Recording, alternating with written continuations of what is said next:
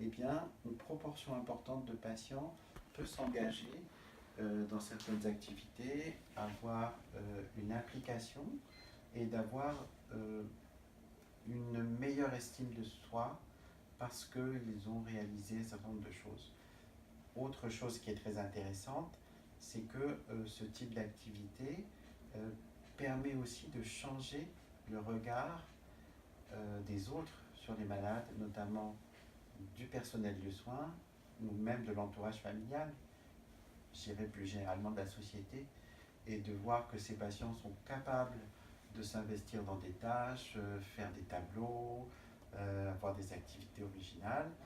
C'est une information extrêmement importante qui aide la prise en charge de ces patients par leur effet sur l'entourage.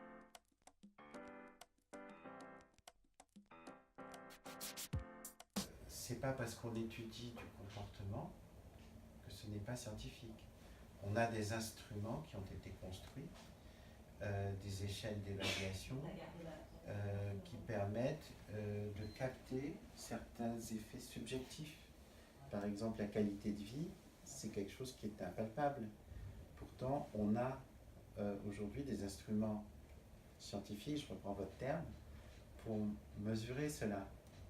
Donc, ce n'est pas parce qu'on travaille sur des données comportementales, de bien-être et subjectives que ce n'est pas scientifique.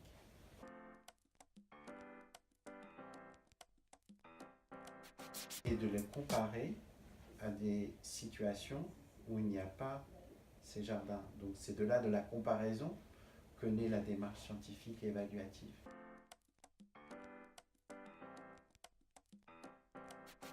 Alors, les études observationnelles qui ont pu être faites pour l'instant sur un petit groupe de patients ont été extrêmement encourageantes.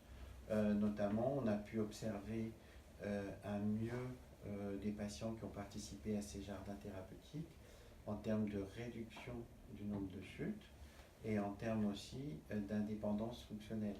Donc, c'est extrêmement encourageant.